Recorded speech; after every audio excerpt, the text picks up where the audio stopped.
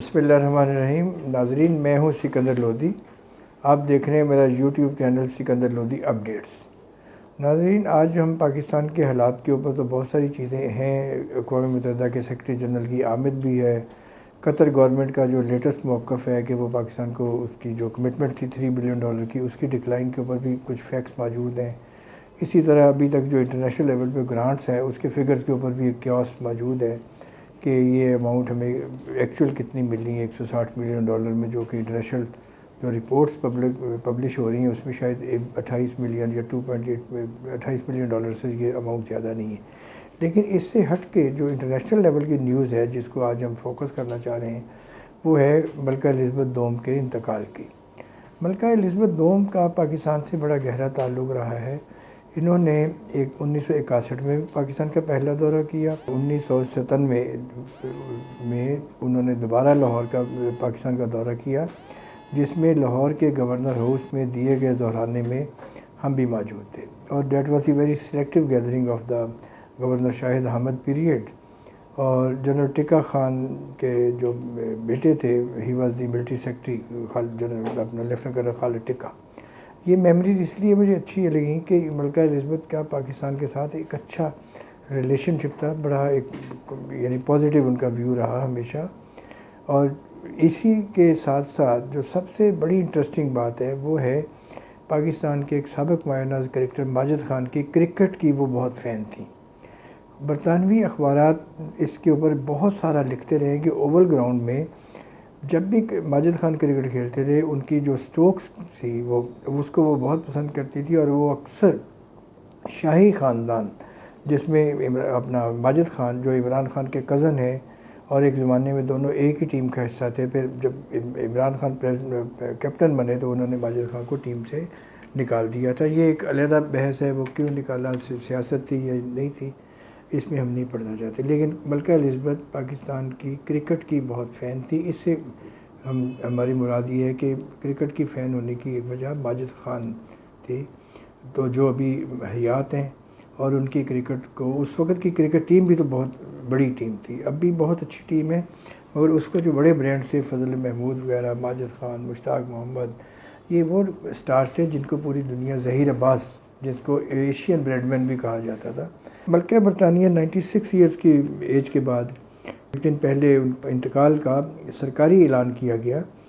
और 70 साल के बाद अब जाके एक बादशाहत का दौर दोबारा शुरू होगा, जिसमें शहज़ादा चार्ल्स जो हैं अपनी उम्र के उस हिस्से में कि जहाँ बिल्कुल वो रिटायरी एज, तो वो उनको अब चांस मिल गया है। वरना आम लोगों का ख्याल था कि शायद क्वीन एलिज़ाबेथ जो है वो सर्वाइव कर जाएंगी और उनकी सेंचुरी पूरी हो जाएगी। लेकिन अल्लाह ताला की निज़ाम में किसी का कोई दखल नहीं होता है। 1952 में मलका एलिज़ाबेथ दोम जो थी वो क्वीन ऑफ यूके बनी थी। और इनके जो वो पीरियड था जब वहाँ बादशाह जो थी वो अरूज पे थी। और इसके तवील दौर में जो सबसे बड़ी डेवलपमेंट थी कि जब वो अपने शौहर शहज़ादा फ़िलिप के साथ पाकिस्तान आई थी। और ये दौरा था 1961 का, जहां उन्होंने अपने शौहर के साथ लाहौर, कराची उस वक़्त पाकिस्तान का दारुल खिलाफा था, और सदर अयूब खान साहब ने उनको वहां रिसीव किया था। उस वक़्त मलका की उम्र सिर्फ 34 बरस थी। मलका एलिज़ाबेथ लाहौर में आई अक्टूबर 97 में। तो साबिक़ गवर्नर पंजाब मखदूम हसन महमूद, जो उनके वालिद भी गवर्नर पंजाब रहे, मखदूम सजाद हसन कुरैशी साहब, तो उनकी 84 मॉडल की रोल्स रॉयस जो है वो उनके ज़ेर इस्तेमाल रही। इसी दौरे में 97 के पीरियड में जब वो आई तो उन्होंने इस्लामाबाद में पार्लियामेंट से ख़िताब किया। और अपने ख़िताब में जो सबसे इम्पॉर्टेंट बात की वो ये की कि पाकिस्तान और इंडिया को अपने इख्तलाफात दूर करके इलाके में पीस के लिए एक एफ़र्ट्स करनी चाहिए।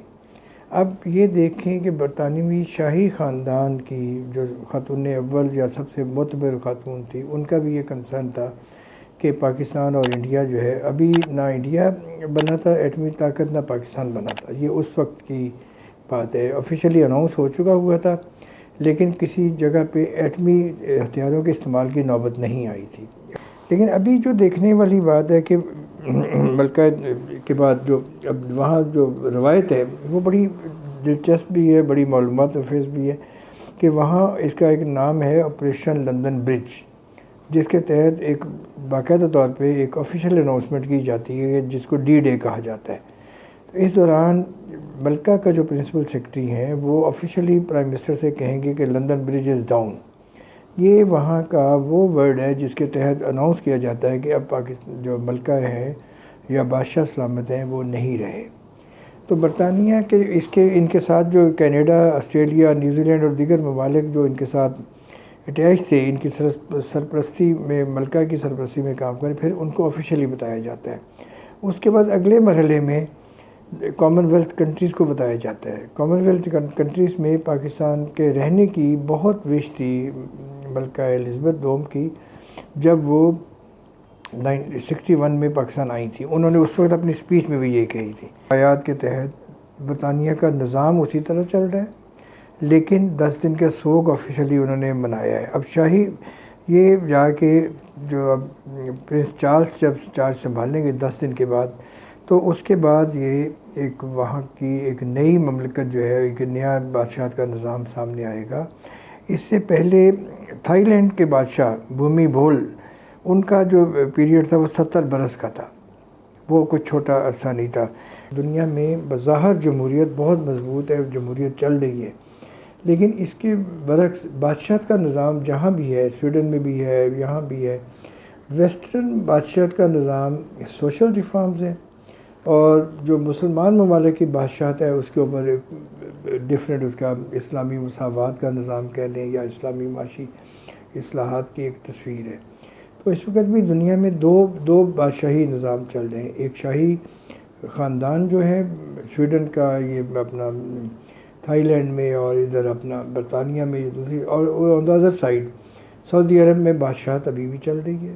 اسی طرح یو اے اور یو اے کے جتنے بھی اسٹیٹس ہیں یہاں بھی آلموسٹ بادشاہتی کا نظام ہے۔ لیکن تیسرا راستہ جو ہے جمہوریت کا ہے۔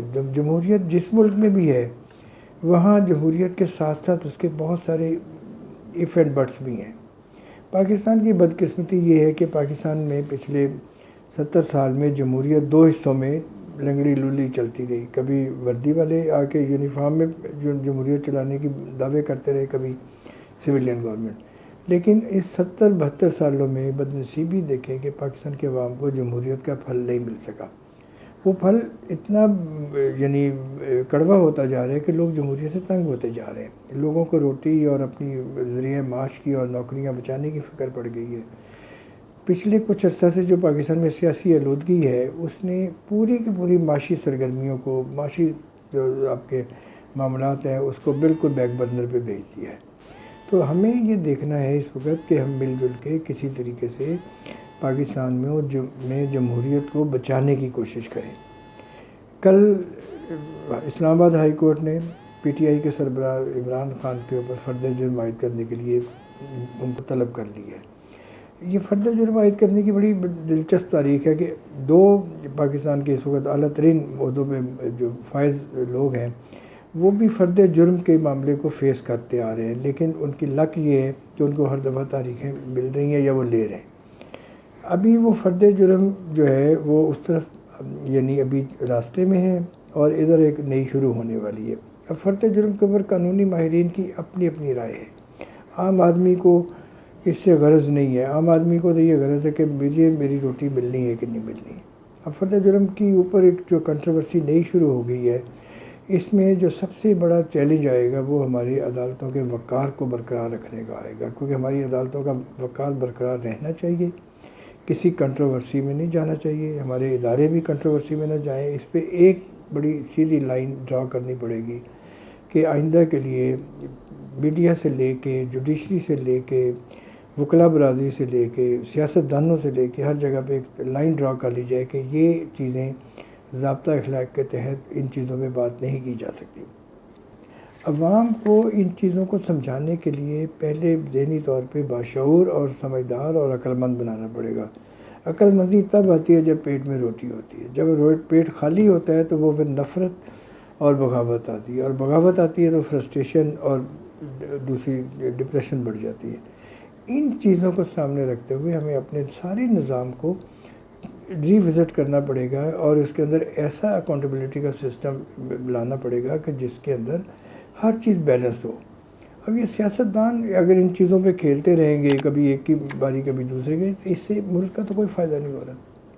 آپ انہیں کیوں نہیں قابو کرتے کہ یہ اپنے کنٹرول میں رہیں؟ پارلیمنٹ کو جس طرح چلانا چاہیے، آپ دیکھیں پچھلے 5 مہینے میں پارلیمنٹ میں بیٹھے ممبران کے ریڈار پہ کوئی اکنامک ایشو نہیں ہے۔ سیلاب نے ان کا بھرم رکھ لیا۔ سیلاب کی وجہ سے لوگوں کی توجہ بدل گئی ہے، لوگوں کی ہمدردیاں سیلاب کے متاثرین سے ہو گئی ہیں، اور یہ جو ہمارے سیاستدان ہیں ان کے فوٹو سیشن جو ہے ابھی تک ختم نہیں ہو رہے ہیں۔ تو ناظرین، یہ ساری چیزیں جو ہیں یہ آگے جا کے ایک لمحہ فکریہ بنتی جا رہی ہیں، جس کو ہمیں کہیں نہ کہیں بیٹھ کے ایڈریس کرنا پڑے گا۔ عوام کا سوچیں، ملک کا سوچیں، ریاست کو مضبوط بنائیں اور ملک کے لیے کچھ بہتر کریں، ملک کی اکانومی کو کسی بھی طریقے سے رائٹ ڈائریکشن میں لے کے چلیں۔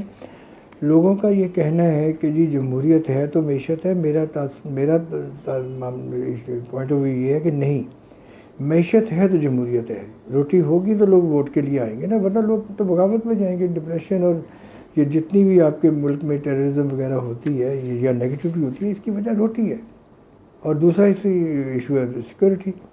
آپ کی جان و مال محفوظ ہوگی، آپ کا پیٹ بھرا ہوگا تو آپ منفی سوچیں گے نہیں۔ منفی رجحانات کو روکنے کا طریقہ ہی خوشحالی اور تعلیم، ان دونوں کا کمبینیشن بنائیں، آئیں مل کے چلیں سارے، اور ان معاملات کو چھوڑ دیں کہ کس کو سزا ہونی ہے، کس کو ہونی چاہیے۔ جس نے جرم کیا اس کو سزا ہونی چاہیے۔ اگر لوٹ مار کرنے والے جو ہے وہ بھی دندناتے پھریں گے اور دوسرے بھی اس طرح تقریریں کرتے رہیں گے، ایسے ادارے یا نظام نہیں چلتے۔ سوچ سمجھ کے آگے چلنے کی ضرورت ہے۔ عوام کی اکثریت جو ہے نا، وہ اب نوجوان اور خواتین جو نیا ووٹ بینک بنا ہے ان کی ہے، ان کی نظریات کو نظر انداز نہ کریں۔ یہ روایتی سیاست اور روایتی بیان بازی اور تھریٹ اور یہ سلسلہ ختم ہونا چاہیے۔ تو ناظرین، آپ کو اگر یہ ویڈیو پسند آئی ہے، اسے لائک کریں، اسے شیئر کریں اور اسے سبسکرائب کریں۔ اپنی آرا سے ہمیں ضرور آگاہ کیجیے گا۔